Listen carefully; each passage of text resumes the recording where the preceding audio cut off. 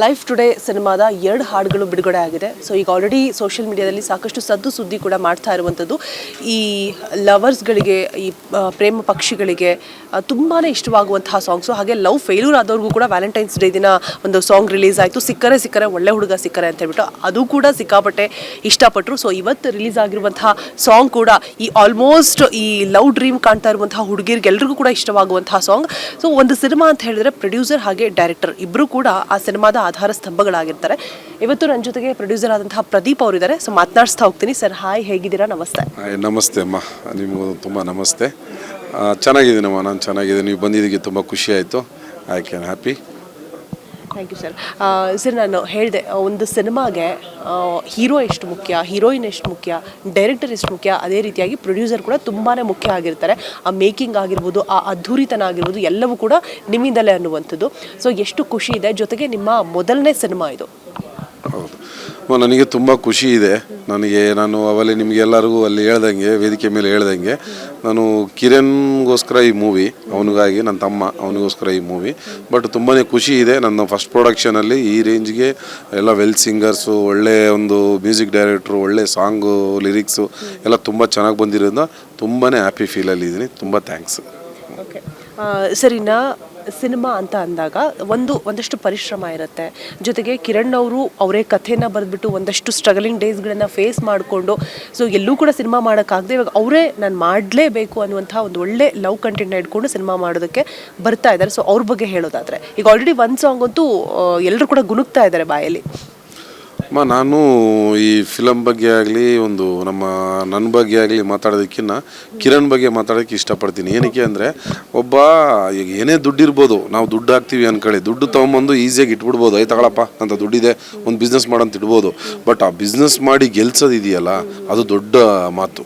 So ಹಂಗಾಗಿ ನಾನು ಕಿರಣ್ ಬಂದು ನನ್ನ ಹತ್ರ ಕೇಳ್ಕೊಂಡಾಗ, ನೋಡಪ್ಪ ಅವ್ನು ಬಂದು ಹೇಳ್ದ, ಸರ್ ನಿಮ್ಮ ಮ್ಯಾನೇಜರ್ ಕೊಡಿ, ನಿಮ್ಮ ಕಡೆಯಿಂದ ಎಂಪ್ಲಾಯೀಸ್ ಕೊಡಿ, ಹಂಗೆ ಹಿಂಗೆ ಅಂತ. ನಾನು ನೋಡಪ್ಪ ಯಾರನ್ನೂ ಕೊಡಲ್ಲ, ನಾನು ನಿನಗೆ ಕೊಡ್ತೀನಿ ಇಷ್ಟು ಬಜೆಟು, ನೀನು ಏನು ಬಜೆಟ್ ಹೇಳಿದೆ ಆ ಬಜೆಟ್ ಕೊಡ್ತೀನಿ, ನೀನು ಮೂವಿ ಮಾಡೋಂದೆ. ಇವತ್ತಿನವರೆಗೂ ನನ್ನ ಹತ್ರ ಯಾವುದೇ ರೀತಿ ಒಂದೂ ತರದಲ್ಲೇ ತುಂಬ ಸ್ಟ್ರಗಲ್ ಪಟ್ಟು ಕಷ್ಟಪಟ್ಟು ಈ ಪ್ರೊಡಕ್ಷನ್ ಇವತ್ತಿನವರೆಗೂ 2ನೇ ಸಾಂಗ್ ಲಾಂಚ್ ಆಗೋವರೆಗೂ, ರಿಲೀಸ್ವರೆಗೂ ತಂದಿಟ್ಟಿದ್ದಾನೆ. ಸೊ ಆ ಹುಡುಗನಿಗೆ ತುಂಬ ಥ್ಯಾಂಕ್ಸ್. ಆ ಹುಡುಗನ ಬಗ್ಗೆ ನಾನು ಅದೇ ಹೇಳಿದ್ನಲ್ಲ, ಯಾವಾಗಲೇ ಅನೌನ್ಸ್ ಮಾಡಿದೆ, ಆ ಹುಡುಗನ ಸ್ಟ್ರಗಲ್ ನೋಡಿ. ಸೊ ನಾನು ಇನ್ನೊಂದು ಮೂವಿಗೆ ಆಲ್ರೆಡಿ ಅವನಿಗೆ ಹೈ ಬಜೆಟ್ ಮೂವಿನ ಒಪ್ಕೊಂಡ್ಬಿಟ್ಟಿದ್ದೀನಿ. ನೆಕ್ಸ್ಟ್ ಈ ಲಾಂಚ್ ಆಗಿದ್ದು ಅನದರ್ ಡೇ ಅಲ್ಲೇ ನಾನು ಅವನಿಗೆ ಅದು ಮುಹೂರ್ತ ಪೂಜೆ ಸ್ಟಾರ್ಟ್ ಮಾಡ್ತೀವಿ ಅಮ್ಮ. ಸರ್, ಇನ್ನು ಮೊದಲನೇ ಸಿನಿಮಾನೇ ಮ್ಯೂಸಿಕ್ ರೈಟ್ಸ್ ಸೇಲ್ ಆಗಿರುವಂಥದ್ದು, ಅದು ಕೂಡ ಒಂದು ರೀತಿಯ ಖುಷಿ ಪಡುವಂತಹ ವಿಚಾರನೇ. ಲಹರಿ ವೇಲು ಸರ್ಗೆ ಥ್ಯಾಂಕ್ಸ್ ಹೇಳ್ತಾ ಇದ್ರು ಹೀರೋ. ಸೊ ಅದ್ರ ಬಗ್ಗೆ ಹೇಳೋದಾದ್ರೆ ಸರ್, ಎಷ್ಟು ಖುಷಿ ಇದೆ ಅಂತ ಹೇಳ್ಬಿಟ್ಟು, ಬಿಕಾಸ್ ಇವಾಗ ತೆಗೆದುಕೊಳ್ಳೋದಕ್ಕೆ ಹಿಂದೇಟು ಹಾಕುವಂತಹ ಪರಿಸ್ಥಿತಿ ಸದ್ಯಕ್ಕಿದೆ. ಅಂಥದ್ರಲ್ಲಿ ಒಂದು ಒಳ್ಳೆ ಕೈಗಿಟುಕುವಂತಹ ಬೆಲೆ ಆಗಿರ್ಬೋದು ಕೊಟ್ಬಿಟ್ಟು ಒಳ್ಳೆ ಇದಕ್ಕೆ ತೆಗೆದುಕೊಂಡಿರೋದು, ಒಳ್ಳೆ ರೈಟ್ಸ್ಗೆ ಎಷ್ಟು ಖುಷಿ ಅಮ್ಮ. ನಾನು ಈ ಸಾಂಗ್ ವಿಚಾರ ಬಂದಾಗ, ಆಡಿಯೋ ವಿಚಾರ ಬಂದಾಗ ನನಗೆ ತುಂಬ ಫೀಲ್ ಆಗಿದೆ. ಏನಂದರೆ, ಹೊಸಬರಿಗೆ ಆಡಿಯೋದವರು ಯಾರೂ ಒಂದು ರೆಸ್ಪೆಕ್ಟ್ ಬೆಲೆ ಕೊಡಲ್ಲ. ಏನಂದ್ರೆ ತುಂಬ ಲೋ ಲೆವೆಲಿಗೆ ಕೇಳ್ಬಿಡೋದು, ಅವ್ರನ್ನ ಅವ್ರೇನೋ ಮಾಡಬಾರ್ದು, ಅಪರಾಧ ಮಾಡಿಬಿಟ್ಟಾರೆ ನಮಗೆ.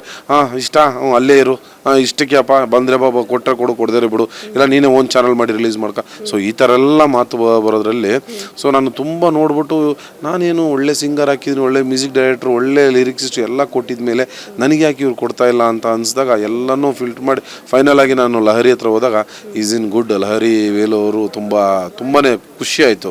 ಒಳ್ಳೆ ನಮ್ಮ ಇಂಡಸ್ಟ್ರಿಯಲ್ಲೇ ನನಗೆ ತಿಳಿದಂಗೆ ಒಂದು ಹೊಸ ಹೀರೋ, ಒಂದು ಹೊಸ ಪ್ರೊಡ್ಯೂಸರು, ಒಂದು ಹೊಸಬ್ರಾಗಿ ಬಂದಿರೋದಕ್ಕೆ ಒಂದು ಒಳ್ಳೆ ಹೈ ಬಜೆಟ್ ಅಮೌಂಟ್ನ ಫಿಕ್ಸ್ ಮಾಡಿ ನಮಗೆ ಕೊಟ್ಟಿರೋದು ತುಂಬ ಗ್ರೇಟು. ನನಗೆ ತುಂಬ ಖುಷಿ ಅನ್ನಿಸ್ತಿದೆ.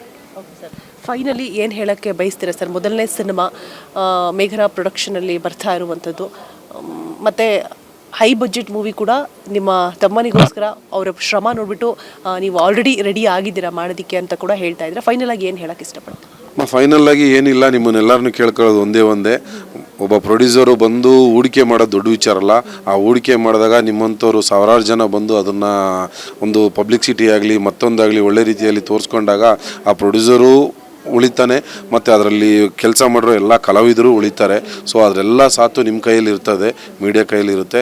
ನೀವೆಲ್ಲರೂ ಸಪೋರ್ಟ್ ಮಾಡಿ ಆ ಹುಡುಗನ್ನ ಪ್ರೊಡಕ್ಷನ್ ಏನೋ ಇದಿಲ್ಲ ಇನ್ನೊಂದು ಮಾಡುತ್ತೆ ಬಿಡಿ, ಅವನ ಮೇಲೆ ನಂಬಿಕೆಯಲ್ಲೇ ಮಾಡ್ತಾ ಇದ್ದೀನಿ.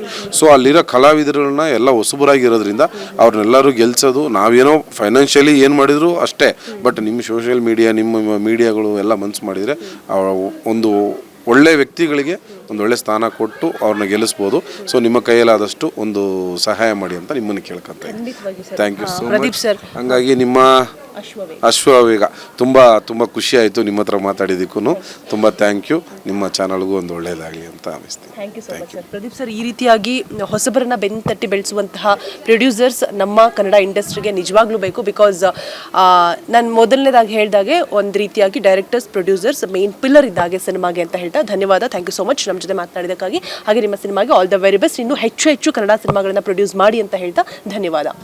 ಸೊ ನೋಡಿದ್ರಲ್ಲ ವೀಕ್ಷಕರೇ, ಇದಿಷ್ಟು ಪ್ರೊಡ್ಯೂಸರ್ ಆದಂತಹ ಪ್ರದೀಪ್ ಅವರ ಮಾತಾಗಿತ್ತು ಅಂತ ಹೇಳ್ತಾ ಕ್ಯಾಮರಾ ಪರ್ಸನ್ ವಿಶ್ವನಾಥ್ ಜೊತೆ ರೋಜಾ ಮನು ಪಾಟೀಲ್, ಅಶ್ವವೇಗ ನ್ಯೂಸ್, ಬೆಂಗಳೂರು.